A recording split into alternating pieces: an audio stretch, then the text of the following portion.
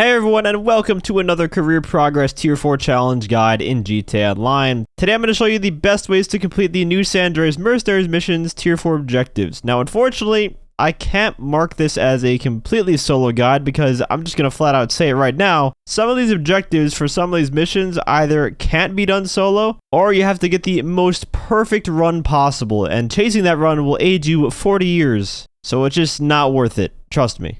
Getting into the first mission here, reporting for duty, this is one you can actually do entirely solo, all in one run. However, in order to get the accuracy challenge, you cannot use homing missiles on the Avenger. For some reason, those do count towards accuracy, unlike in other missions where you're perfectly fine using homing missiles for vehicles. So when you get to the core, you basically just have to bomb everything in sight.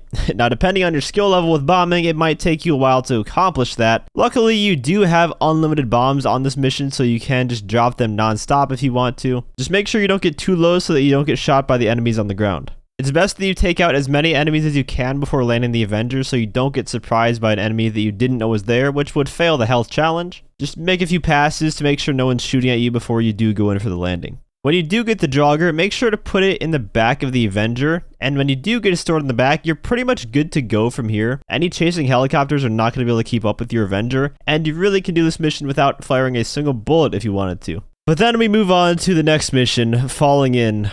Oh my.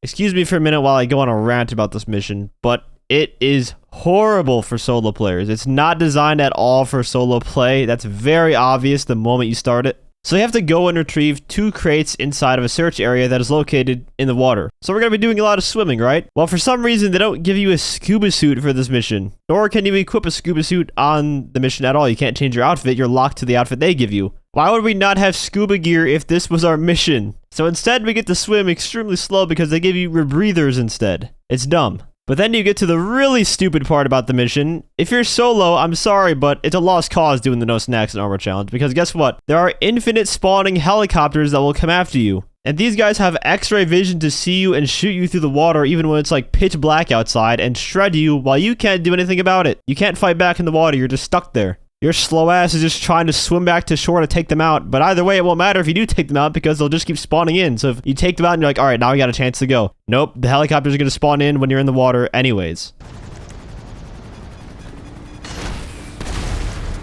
Pretty much just have to go. Pretty much just have to go.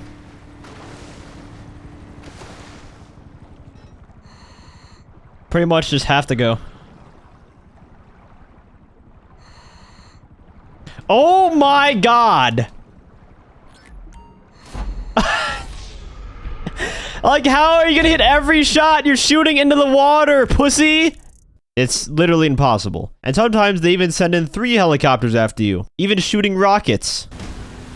There's 3 helicopters after me.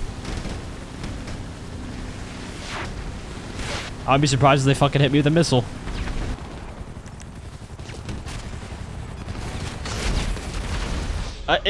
What the fuck am I supposed to do as a solo player rockstar? You took away all my resources and you left me with a fucking rebreather. Just save yourself a lifetime and get a friend or a random to do the no snacks challenge for you. However, for the accuracy challenge and taking less than 50% damage, these you can do on your own if you set the difficulty to easy mode. That really helps with the enemy accuracy and damage, and it seems like it makes the enemy helicopters spawn in a lot less often too. That's what I did, and I was able to do the challenge on the first try while in easy mode. Unfortunately, they for some reason don't give you Avenger bombs on this mission, so you will have to land somewhere and use a homing missile from far away to take out the enemies if you're going for accuracy. I don't know why we don't have bombs on this mission either. Like, we had them on the last mission. Why would you take them off for this one when we're going to run into bad guys? It's a sandbox game where we can't use vehicles, we can't change our outfits, we are forced to do the mission exactly as the game tells us to. Anything that could be any sort of help to you that you own, fuck you, you can't use it. As for the spawn locations of the cargo, the one on the right side of the map you can find without using thermal vision. I found it usually spawns right underneath the barge, but there are a couple of places it can appear that are more of a pain in the ass. For the Alamo Sea though, I do recommend just trying to locate it with a thermal vision before going in because that's a much bigger search area. All in all though, this mission is a huge fucking pain in the ass and it's not enjoyable in the slightest, especially solo. For On Parade, this one won't really give you any hard times. You're not really going to be taking any damage because you're in a jet for the whole mission. So that's 2 of the challenges already done there. The accuracy one though, yeah, you're going to need another player for that one. I know there's a supposed method where you can go and shoot a tank at the military base with a minigun for 5 minutes before going in, but it's just a hassle. The tank doesn't always appear every time, and without that, you're not going to get 80% accuracy with the machine guns and the missiles. I'm sorry. So all you really got to do is get someone to just carry you and do all the work for you while you sit there and fly around. And if all you need to do is the accuracy challenge, just set it to easy mode so that you only get 1 Avenger instead of 2, which makes it a bit easier. But overall, you don't really have to play this mission any differently than you would normally without going for the challenges to complete them.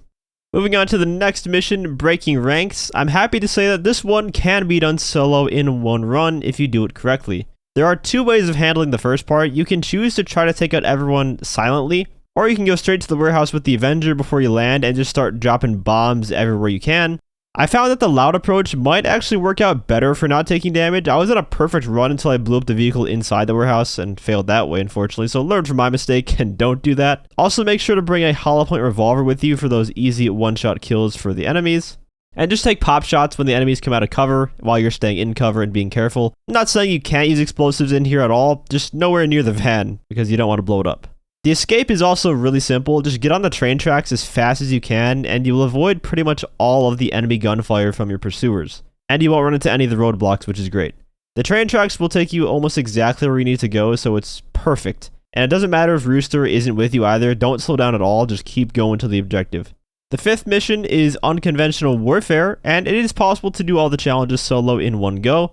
But it likely will take you a few tries at least, because in order to get the 50% damage one, you basically need to perfect stealth all the way until you get to Avi. And if you fail, you'll either have to take your sweet time slowly moving up in the mile-long server farm, taking out enemies with sticky bombs and other explosives, or restart the whole mission, which happens to have a 2-minute or so startup before you actually get to the spot to jump to the news facility, which is annoying. Before entering, I found it was much easier to land on the right side to take out the enemies in stealth. Before you go into the news facility, you want to make sure you have an armored Kuruma or any armored vehicle that you prefer really that can protect you from bullets nicely. And you want to call it in before you even start the mission actually, so that in this part, you can come over to this wall here and request it from the interaction menu to have it spawn on the road down there. What I really hate about fighting inside the server farm is the minimap doesn't really help you out a lot because it's very zoomed in, so it's hard to gauge how far you are from a certain enemy that's on the minimap. And that oftentimes leads to you getting shot, which obviously isn't good for the challenge. So you have to majorly take your time in there. And if you want to try to do it fast and run past all the enemies without getting shot, well, Avi will sometimes fall behind and you have to go back anyways, which is annoying. When you get outside, immediately turn around and go towards the wall, jump over the wall, and get in your Kuruma and head back up the hill to pick up Avi. And you might take a few tries for him to jump over the wall himself, but you should be safe from gunfire in the meantime in your armored vehicle. And when he's finally in your car, you just have to head to the Avenger. It's pretty easy. For the Avenger portion of the mission, if you want to keep your accuracy challenge intact, you have to be very selective on who you target. Only shoot at targets that you know you're going to hit, because missing here will hurt your accuracy. Just take it one at a time, and when the savages come, you will need to prioritize those because they're going to shoot up your Avenger, which will not only deal damage to it, but it's also going to rattle it and shake it around, which will make it harder for you to take out other targets. But if you did everything correctly, you should get all the challenges done in one go. However, it's not the end of the world if you have to replay the mission on easy for either the accuracy or the 50% damage challenge. At least it's doable. Because the last mission, try the 50% damage or less challenge solo. Good luck with that one. That is next to impossible. In fact, I don't even think you should go for all 3 challenges in one run because the accuracy challenge makes the other 2 challenges much, much harder. For example, if you're trying to go for solo all 3 in one run, you can't use the Avenger homing missiles to clear out the enemies before you land, which makes you more prone to damage, so while you might get the accuracy challenge completed, you'll end up getting shot a ton of times from the enemies you could have taken out easily with the Avenger. But as I said, you're gonna need other players to get the tier 4 challenge for this mission regardless. It's just not possible solo. You have to move the container and do that without being shot, even though infinite numbers of enemies keep spawning in when you go move the cart, so you almost always take some sort of damage every time you go to move it, even on easy mode. The way I recommend doing it is you get a friend or randoms to carry you for the 50% damage and accuracy run, which isn't even guaranteed because stuff like this can happen. Now push that shit down to the Avenger.